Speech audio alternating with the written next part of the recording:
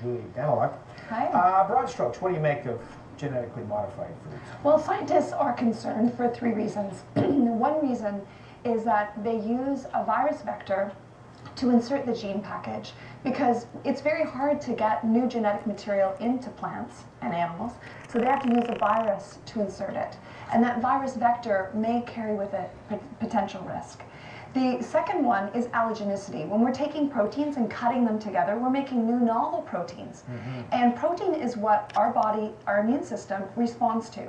So we may have new allergic foods that are potential risk. And that was definitely shown in Brazil, where they were genetically modified Brazil nuts with soybeans.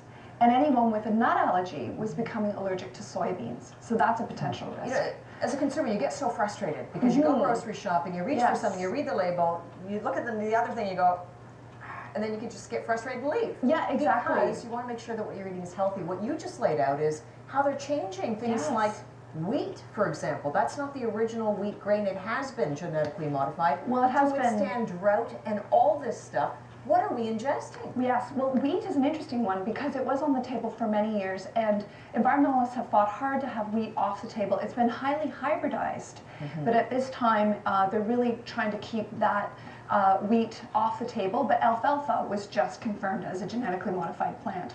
The last issue I want to cover is the fact that they have an antibiotic-resistant marker gene within the technology that they've shown can transfer to our own gut ecology and potentially cause antibiotic resistance within us. And that's a real concern. And if people are concerned about any potential health risks, there is a wonderful, there's 114 studies posted on the non-GMOproject.org website that people can go and have a look for themselves. Who's in charge of this? I mean, whose job is it to make sure that these things are safe before they're approved? Well, the government is in charge of approvals, and unfortunately, it's voluntary research at the moment, and the animal trials are incredibly brief.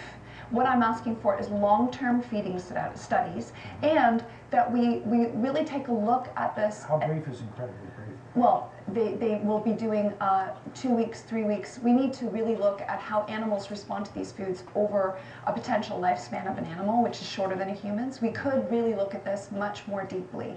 And that's what I'd love people to really look at. And just for us to have labels, that's what you want. You want to, 95% of Canadians polled want labels for GMOs on their food like they have in places like Japan, places like Europe. They get to make a choice, and that's all Canadians want is a choice. Bottom line, can affect your digestion, allergens, and all that stuff. So if you're concerned, obviously see your doctor. That's where you start.